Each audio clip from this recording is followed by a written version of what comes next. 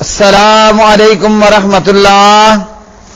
الحمدللہ وحدہ والصلاۃ والسلام علی من لا نبی بعدہ.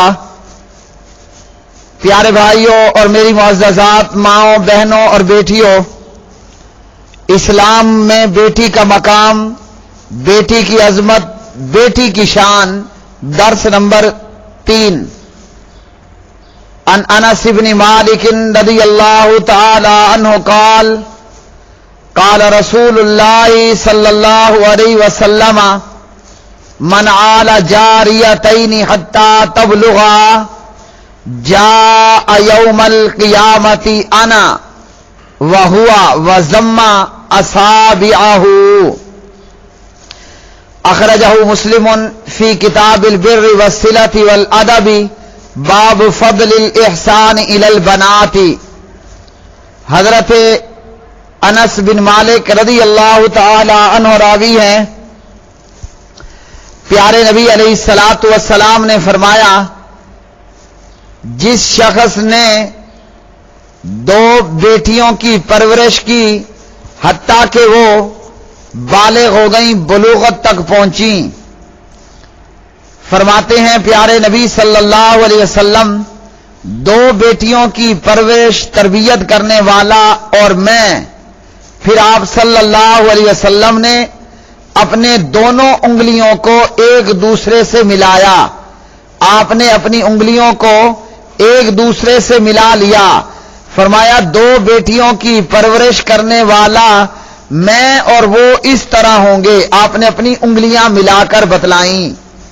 تو میرے پیارے بھائیو، اس حدیث کے اندر بیٹیوں کے باپ کے لیے بہت بڑی خوشخبری، الحمدللہ اور سعادت مندی کہ اللہ سبحانہ و تعالی نے جس مسلمان کو، جس مومن کو اللہ نے 1 بیٹی عطا فرمائی، 2 بیٹیاں عطا فرمائیں، 3 بیٹیاں عطا فرمائیں یا اس سے زیادہ بیٹیاں عطا فرمائیں. نبی علیہ الصلوۃ والسلام کی یہ حدیث جس میں آپ نے فرمایا بیٹیوں کی پرورش تربیت کرنے والا میں اور وہ قیامت کے دن میں اس طرح ہوں گے. آپ صلی اللہ علیہ وسلم نے اپنی انگلیوں کو ملا کر دکھایا کہ جیسے یہ انگلیاں باہم ملی ہوئی اور قریب ہیں، ایسے میں اور وہ اس طرح ہوں گے. یعنی بیٹیوں کی پرورش تربیت کرنے والا اسے جنت میں، اور جنت بھی عام جنت نہیں، جنت الفردوس کے اندر پیارے نبی علیہ الصلوۃ والسلام کا ساتھ عطا ہوگا، پیارے نبی کا پڑوس عطا ہوگا. اس حدیث کی شرح کرتے ہوئے علامہ قرطبی رحمہ اللہ فرماتے ہیں، لکھتے ہیں، قام علیہما بما یصلحھا، قام علیہما بما یصلحھما ویحفظھما، کہ بیٹیوں کے بارے میں باپ نے وہ کچھ کیا جس سے بیٹیوں کی حالت سدھر جائے اور وہ محفوظ و مامون ہو جائیں. یعنی اچھی تربیت کرنا، ان کو ایک اچھا انسان بنانا اور ایک اچھا مسلمان بنانا، اور ایسی تربیت کرنا کہ وہ محفوظ و مامون ہو، نہ شیطان کی طرف جانے والی، نہ شیطان کی طرف بلانے والی، نہ شیطان لوگوں کے دو چال میں آنے والی. اور اسی طرح اس حدیث کے تعلق سے امام نووی رحمہ اللہ اس کی شرح کرتے ہیں کہ بیٹیوں کے نان و نفقہ اور ان کی تربیت اور دیگر ذمہ داریوں کو پورا کیا. تو پیارے بھائیوں، صرف بیٹیوں کا مل جانا یہ جو ہے وہ کافی نہیں، بلکہ باپ کے ذمہ ہے بیٹیوں کی اچھی تربیت کرے، اور اسی طرح جو ہے وہ ان کے تعلق سے جو اس پر ذمہ داریاں ہیں وہ ان ذمہ داریوں کو پورا کرے، اور بیٹی کے بالغ اور جوان ہونے پر اس کو اچھا رشتہ دیکھ کر اس کی شادی کر دے.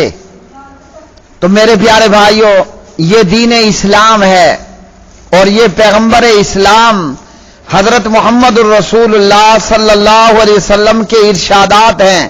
آپ کے فرامین ہیں کہ بیٹیوں کی تربیت کرنے والا، بیٹیوں کی ذمہ داریوں کو پورا کرنے والا، یعنی بیٹیوں کی پیدائش پر خوش ہونے والا اور بیٹیوں کے ذمے جو اس کے اوپر معاملات ہیں بیٹیوں کے تعلق سے ان کو پورا کرنے والا، اس کو یہ درجہ، یہ مقام، جبکہ اس سے پہلے جو ہے وہ بیٹیاں لوگوں کی نگاہوں میں شرم و عار کا موجب تھیں۔ یہ دین اسلام ہے کہ جس نے بیٹی اور بہن کو اس قدر عظیم رتبہ اور مقام عطا فرمایا، جبکہ اس سے پہلے بیٹی کے پیدا ہونے پر باپ اپنے ہاتھوں گڑھا کھودتا اور زندہ بیٹی کو جو ہے وہ زمین میں دفن کر دیتا، مٹی میں دبا دیتا۔ کیوں؟ کہ شرم کے مارے لوگ کہیں گے کہ یہ بیٹی کا باپ ہے۔ ماں نے اپنی بیٹیوں پر شفقت اور مہربانی کی، خود بھوکھی رہی اور اپنی بیٹیوں کو کھجوریں دے دیں۔ نبی علیہ الصلوۃ والسلام کا فرمان الادب المفرد کی ایک روایت کے اندر کہ اپنی 2 بچیوں پر اس کے شفقت کرنے کی بنا پر اللہ رب العالمین نے اس پر جو ہے وہ رحم فرمایا۔ یہ اس عورت کے تعلق سے ہے کہ جو سید عائشہ رضی اللہ تعالی عنہا کے پاس آئی اور اس کے ساتھ اس کی 2 بیٹیاں بھی تھیں۔ عائشہ فرماتی ہیں کہ میں نے اس کو کھانے کے لیے 3 کھجوریں دیں، تو اس نے 2 میں سے ہر ایک بیٹی کو 1 کھجور دی اور پھر خود کھانے کی خاطر 1 کھجور اپنے منہ کے طرف اٹھائی، تو دونوں بیٹیوں نے اس کھجور کو مانگا۔ اس ماں نے وہ تیسری کھجور بھی جو خود کھانا چاہتی تھی خود نہ کھائی اور آدھی آدھی کر کے دونوں بیٹیوں کے اندر تقسیم کر دی۔ پیارے نبی علیہ الصلوۃ والسلام فرماتے ہیں اللہ نے اس ماں پر 2 بچیوں پر، اپنی 2 بیٹیوں پر اس شفقت و مہربانی کی وجہ سے اللہ نے اس عورت کے اوپر رحم فرما دیا۔ تو باپ اپنی بیٹیوں کے ساتھ اچھا معاملہ کرے، نبی علیہ الصلوۃ والسلام فرماتے ہیں میں اور وہ اس طرح ہوں گے۔ آپ نے جو ہے وہ انگلیوں کو ملا کر بتلایا کہ جیسے یہ انگلیاں باہم ملی ہوئی ہیں اسی طرح میں اور وہ جنت میں اس طرح ہوں گے۔ ماں نے اپنی بیٹیوں پر شفقت و مہربانی کی۔ نبی علیہ الصلوۃ والسلام نے فرمایا اللہ نے اس عورت پر اس شفقت و مہربانی کے بدلے جو ہے وہ رحم فرما دیا۔ اس لیے میری خاص کر وہ بہنیں، وہ خواتین جن کو اللہ نے ساس ہونے کا درجہ اور رتبہ دیا، یہاں کیا ہوتا ہے کہ اگر بہو کے ہاں بیٹی پیدا ہو جائے تو ساس کو بہت برا لگتا ہے، بلکہ ایسی بھی ساسیں موجود ہیں کہ جو اپنی بہوؤں کو کہتی ہیں کہ بہو صاحبہ مجھے تو بیٹا چاہیے، مجھے پوتا چاہیے، پوتی نہیں چاہیے، مجھے پوتی پوتا چاہیے، مجھے جو ہے وہ لڑکا چاہیے، لڑکی نہیں چاہیے۔ اور جب بہو بیٹی پیدا کر دے، پھر بیٹی، پھر بیٹی، پھر بیٹی، تو معاشرے میں ایسا بھی دیکھنے کو ملا ہے کہ ایسی ساسیں بھی گزری ہیں کہ اپنی بہوؤں کو جو ہے یا تو طلاق دلوا ڈالی یا بہوؤں کو آگ تک لگا دی۔ جبکہ جب بیٹی پر شفقت کرنے والے پر اللہ کی رحمت، بیٹیوں کے حقوق ادا کرنے والا نبی علیہ الصلوۃ والسلام کے ساتھ جنت میں ایسے قریب ہوگا جیسے انگلیاں آپس میں قریب ہوتی ہیں۔ تو جو بیٹیوں پر ظلم کرے، جو ساسیں بہو کے بیٹیاں پیدا ہونے پر بہووں کو طلاق دلوائیں، بہووں کو آگ لگوا دیں، وہ ساسیں، وہ خواتین سوچیں کہ رحمت کے مقابلے میں ان پر اللہ کا عذاب کتنا ہوگا۔ اور اسی طرح پیارے نبی علیہ الصلوۃ والسلام نے یہ بھی فرمایا کہ بغیر اجازت کے بیٹی کی رضامندی کے بغیر اس کا نکاح بھی نہیں کرنا چاہیے۔ اس سلسلے میں امام ابو عبداللہ محمد بن اسماعیل البخاری رحمہ اللہ صحیح بخاری میں درج ذیل جو ہے وہ عنوان تحریر کرتے ہیں، باب لا ينكح الاب وغيره البکر والسیبہ الا برضاہما، کہ باپ یا کوئی اور ولی بغیر بیٹی کی اجازت کے اس کا نکاح نہ کرے، کنواری یا بیوہ کا نکاح جو ہے اس کی رضامندی کے بغیر نہ کیا جائے۔ اور اسی طرح امام بخاری رحمہ اللہ نے سید عائشہ رضی اللہ تعالی عنہ سے روایت نقل کی کہ نبی علیہ الصلوۃ والسلام نے فرمایا دوشیزہ سے اس کا نکاح کرنے کے لیے اجازت طلب کی جائے۔ عائشہ فرماتی ہیں کہ میں نے عرض کی کہ دوشیزہ تو شرماتی ہے، آپ صلی اللہ علیہ وسلم نے فرمایا کہ اس کی اجازت اس کا خاموش رہنا ہے، یعنی باپ یا ولی بیٹی بہن کا نکاح اس کی اجازت بغیر نہ کرے، اور بیٹی اگر خاموش ہے تو اس کا خاموش رہنا اس کی اجازت ہے، جبکہ یہ اسلام ہے۔ اور اسلام سے پہلے عورت یا بیٹی اور بہن کا کیا درجہ تھا کہ گائے بھینس بیل کی طرح جس کے ساتھ لگا دیا، کوئی اجازت کوئی پوچھنا نہیں۔ تو اسلام ہی ہے کہ جس نے بیٹی اور بہن کو یہ رتبہ اور مقام عطا کیا۔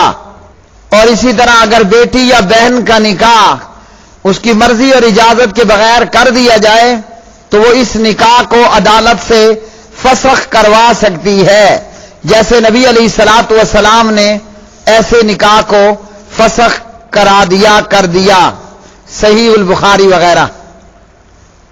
لیکن یہاں بیٹیاں اور بہنیں یہ بھی یاد رکھیں کہ کوئی بھی عورت اگر بغیر ولی کی اجازت کے نکاح کرے گی، وہ کورٹ میرج ہو یا مدرسہ میرج، لا نکاح الا بولی، وہ نکاح نہیں ہوگا، وہ مردود ہوگا، ابو داود۔ اسی طرح حضرت ابو ہریرہ رضی اللہ تعالی عنہ کی روایت، نبی علیہ الصلوۃ والسلام نے فرمایا لا تنکح المرأۃ نفسہا، کہ عورت اپنا نکاح خود نہ کروائے، کیونکہ بلا شبہ بدکارہ عورت اپنا نکاح خود کرواتی ہے۔ مصنف عبدالرزاق۔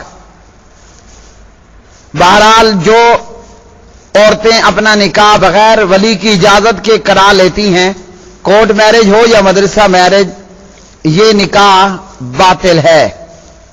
کفار مکہ، مشرکین مکہ اپنی بیٹیوں کو اپنے ہاتھوں ہی زندہ درگور کر دیتے۔ وَإِذَا الْمَوْءُودَةُ سُئِلَتْ، اور جب زندہ گاڑی ہوئی لڑکی سے پوچھا جائے گا بِأَيِّ ذَنبٍ قُتِلَتْ، کس گناہ کی وجہ سے قتل کی گئی،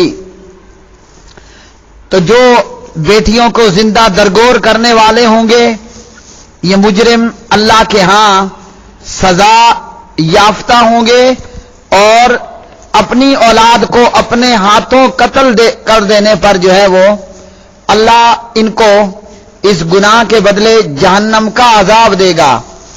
یہ کفار مکہ اور مشرکین مکہ کے متعلق تھا سورۃ التکویر کے اندر۔ آج کلمہ پڑھنے والے بیسیوں مسلمانوں کا حال یہ ہو چکا ہے کہ حمل کے ٹیسٹ کروانے پر جب معلوم ہوا کہ پیٹ میں بچی ہے، وہیں حمل کو ضائع کر دیا کہ کون اس کے اخراجات برداشت کرے گا، کون اس کو جہیز دے گا اور اس کے دیگر معاملات کو پورا کرے گا۔ تو یاد رکھیے جو سزا ان کافروں کو ملے گی وہی اس کو ملے گی کہ جس نے بیٹی پیدا ہونے پر جو ہے اس کو پیدائش سے پہلے ہی حمل کو ضائع کروا دیا کہ بیٹی پیدا ہی نہ ہو۔